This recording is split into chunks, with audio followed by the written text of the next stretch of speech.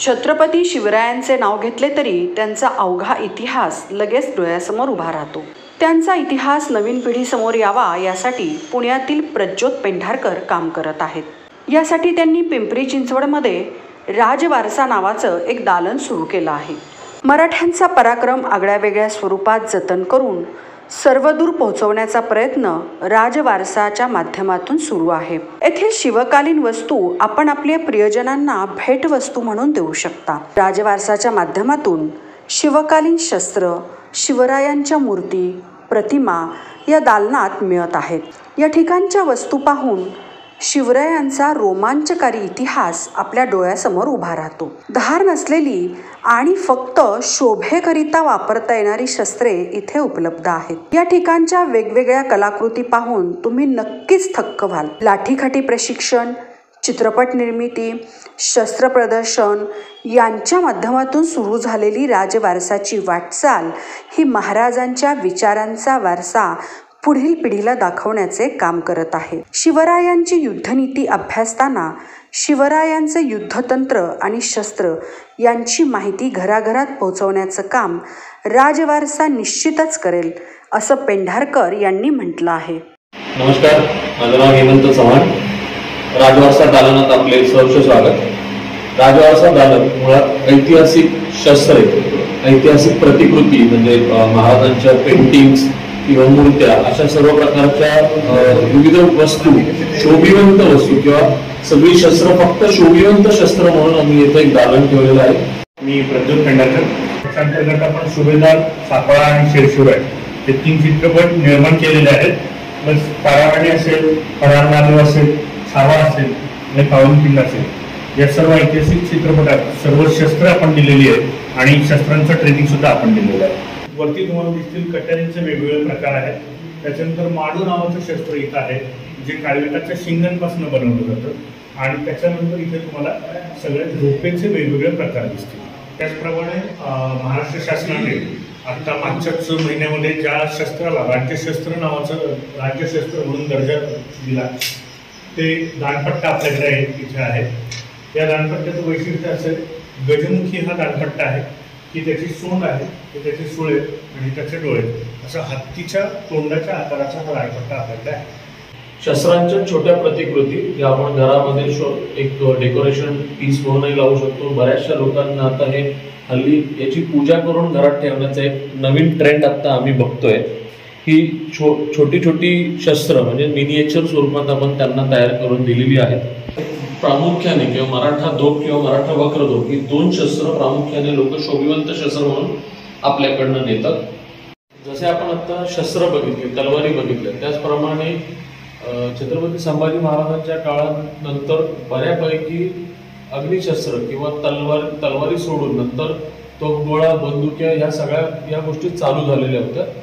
त्यातल्याच समकालीन या बंदुकी आहेत। याच्यात फायरिंग पिन नसल्यामुळे या ऍक्च्युअल फायर करू शकत नाही, परंतु या ठासणीच्या बंदुका आहेत। याला अजूनही ठासांची जी काडी आहे, ठासन पिन म्हणतात त्याला, किंवा ज्याला इंग्रजीमध्ये पुलथ्रू म्हणतात। ओके, या सगळ्या फायरिंग पिन नसलेल्या, परंतु त्यावेळेसच्या बंदुका जशा आहेत त्यांच्या ह्या सर्व प्रतिकृती आहेत। त्यावेळेसची जडणघडण असलेली कुठलीही बंदूक असावी त्या प्रकारची बंदूक होतात। या ठासणीच्या बंदुका आहेत, म्हणजे याला बारूद इथं टाकलं जायचं, त्याच्यानंतर त्याला एक फायरिंग पिन असते, त्याच्यानुसार ती बारूद इथे पुश केली जायची आणि त्या बारूद पुश केल्यानंतर चाप ओढून त्याला फायर केला जायचा। राजवारसा दालनाचा सर्वात महत्त्वाचा आविष्कार म्हणता येईल किंवा आमची ही स्वतःची खूप अभ्यासपूर्ण मूर्ती आम्ही तयार केलेली आहे। साधारण राज्याभिषेकाच्या पूर्वी महाराजांच्या चेहऱ्यावरचे आविर्भाव किंवा महाराजांच्या चेहऱ्यावरती असलेल्या भावनांपासून तर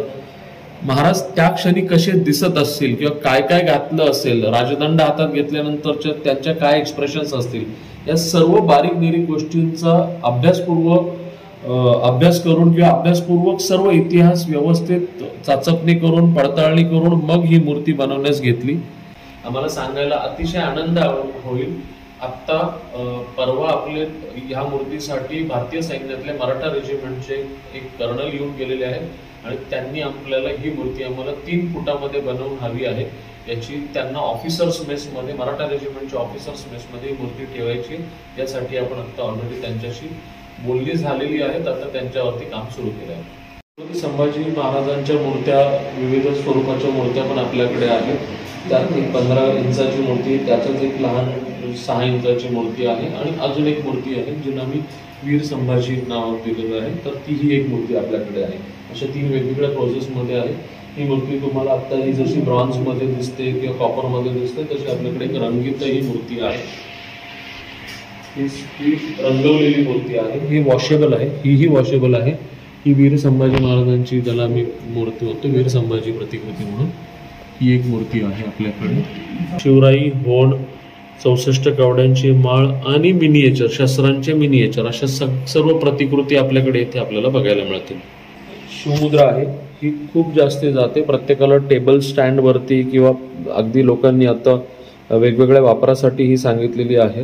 तर ही टेबल स्टँड किंवा हा जो आहे याला corner stand, table stand, centre table piece म्हणून लोक घेऊन जातात. शिवमुद्रा आपल्याकडे आहे. शंभूमुद्रा आपली तयार होते आहे. आणि आता ही शिवराई किंवा होण जी आता हे तयार केलेलं आहे त्याची एक प्रतिकृती आहे. ही साधी वाघनखं, शोभिवंत वाघनखं, आणि आपण काही जुन्या शिवराई पण बनवून घेतलेल्या आहेत. ह्या मात्र प्रतिकृती आहेत, ह्या खऱ्या नाही आहेत, ह्या प्रतिकृती आहेत. रिप्लिकाज आहेत. ह्या रिप्लिका आहेत. या क्लीन केल्यानंतर या ताम्रपटातल्या शिवराया तयार होतील. या वरून जर तुम्ही बघाल तर ह्या 2 अंगठ्या वाटतील आणि तुम्ही हे ओपन केलं की हे प्रॉपर वाघनख आहे.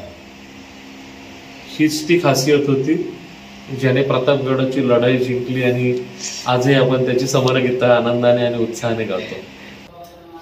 ॲडव्होकेट हेमंत चव्हाण म्हणून ज्यावेळेस मी आर्म्स ॲक्टचा ज्यावेळेस अभ्यास करतो तर त्याच्यातल्या सर्व बखुबी अभ्यास करता मी हे सांगू शकेल की ज्यावेळी आम्ही हे अशा कुठलंही शोभिवंत शस्त्र, मी कधीच शस्त्र म्हटलेलं नाही, मी शोभिवंत शस्त्र म्हणतो, हे शोभिवंत शस्त्र ज्यावेळेस आम्ही देतो त्यावेळेस आपण त्यांच्याकडनं एक ॲफिडेव्हिट किंवा एक घोषणापत्र आपण त्यांच्याकडनं लिहून घेतो, ज्यामध्ये त्यांचे सर्व डिटेल्स म्हणजे नाव, गाव, फोन नंबर, पत्ता, आधार क्रमांक आणि परमनंट ॲड्रेस म्हणजे त्यांचा, हे सर्व आपण लिहून घेतो आणि त्याच्यामध्ये आपण त्यांच्याकडे एक घोषणापत्र लिहून घेतो जे मराठी आणि इंग्रजी या दोन्ही भाषेमध्ये आमच्याकडे उपलब्ध आहे.